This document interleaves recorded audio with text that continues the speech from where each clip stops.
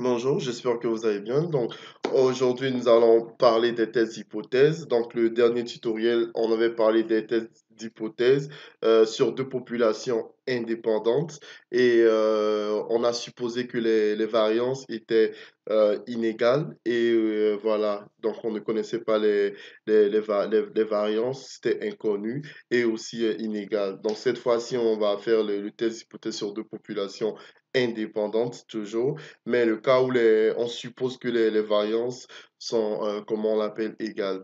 Donc, ce qui est vraiment rare dans la pratique. Donc, on va illustrer ça par un exercice et aujourd'hui, on va le faire dans R pour aller très rapidement.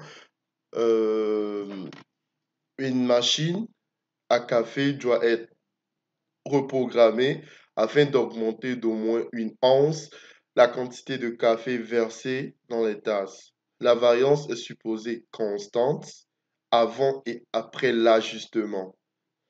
Un échantillon de 15 tasses a été pris avant et après la mise au point. Peut-on conclure au seuil de signification de 5% que la quantité a augmenté d'au moins une once? La distribution de café est supposée normale. Nous avons les données en bas, avant et après.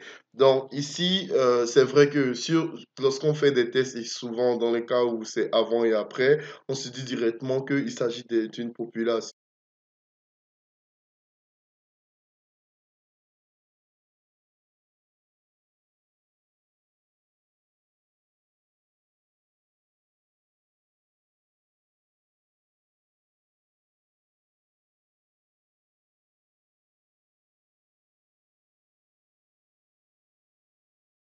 Je vais donner juste un exemple. Avant de reprogrammer la machine, ils ont prélevé comment on l'appelle, le volume.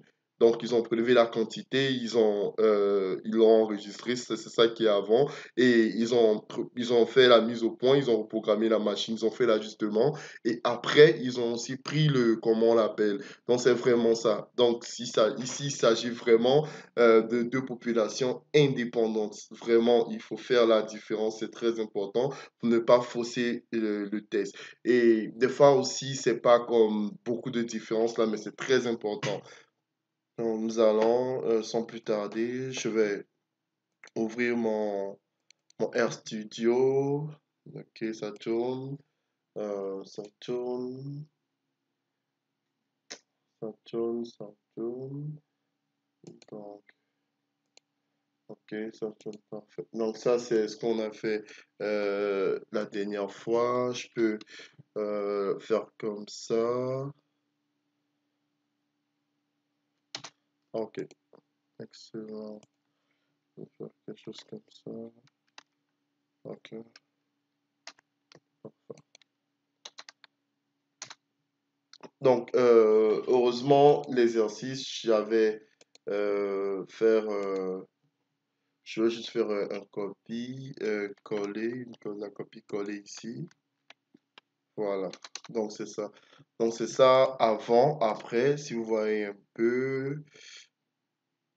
C'est ça, avant et après. Donc, et aussi pour vous éclaircir, ici on a utilisé le 11. Certaines personnes vont se demander c'est quoi en fait le 11.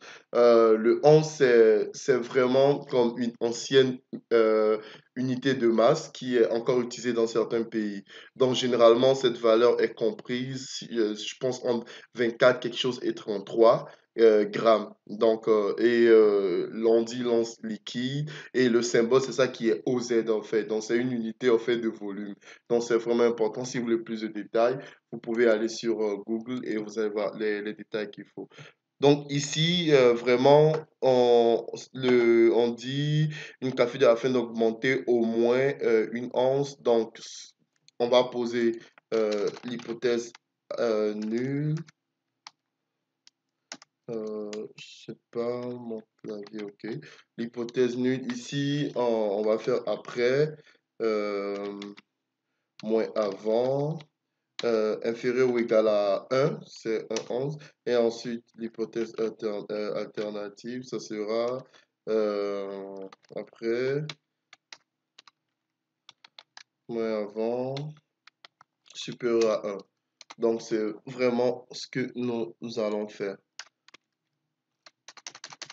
Donc, et vous connaissez ici, c'est très simple. On va utiliser juste t.test pour faire le test hypothèse comme on le fait toujours.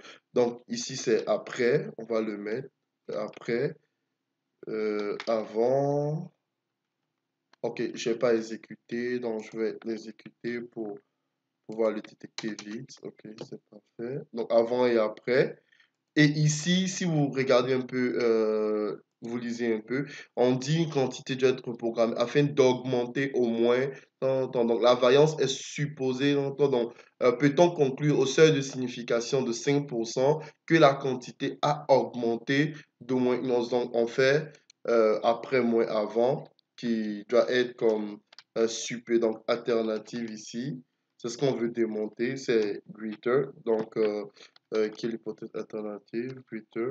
Et ensuite, ici, le mu, donc la moyenne, la différence des moyennes sous, comment on appelle, l'hypothèse du 1.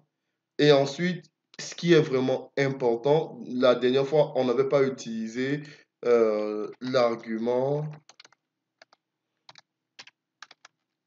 Aujourd'hui, on va l'utiliser. Donc, c'est ça ici. Si je vous envoie un peu, vous voyez, on va utiliser var equals, par défaut c'est false.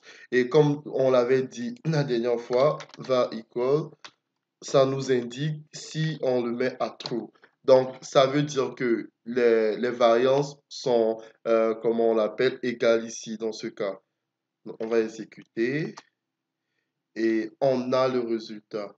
Donc maintenant, c'est comme je vous l'ai dit, dans R, c'est vraiment, comme on l'appelle, un langage comme statistique qui est parfait là, c'est vraiment excellent. Mais il faut comprendre la sortie pour pouvoir comme, bien conclure le test. Donc c'est bon. Maintenant ici, la conclusion, vous voyez que le p-value est supérieur à alpha. Donc on ne rejette pas l'hypothèse nulle.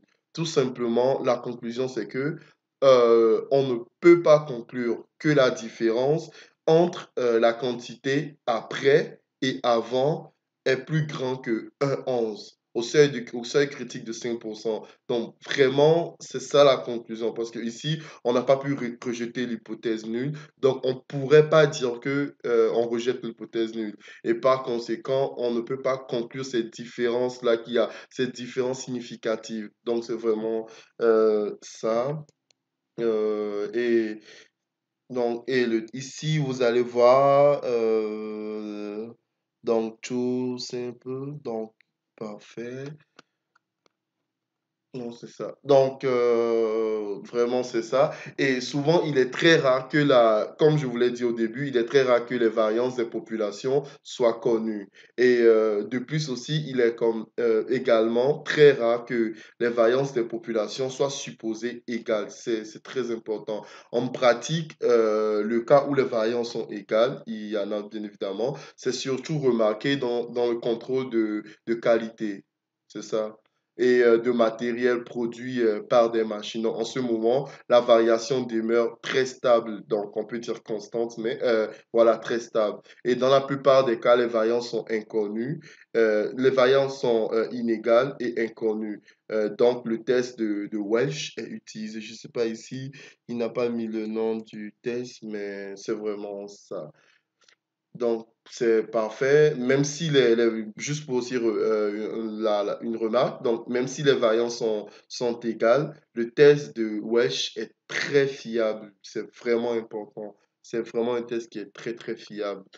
Donc, si vous voulez, je peux mettre la conclusion pour vous, je peux le redire encore, comme je l'ai dit tantôt, le test comment on l'appelle, de l'analyse que nous venons de faire, on ne peut pas conclure que là, il y a une différence entre la quantité après et avant. La quantité après et avant est plus grande que 1,11 au seuil critique de 5%. Nous avons le degré de liberté, nous avons la statistique calculée, donc Z, et aussi nous avons le p-value. Donc, parfait, je vous remercie beaucoup de suivre cette vidéo. Donc, si vous aimez, vous savez toujours partager, aimer, commenter, dites-moi ce que vous pensez par rapport aux thèses hypothèses. Et merci, bye bye.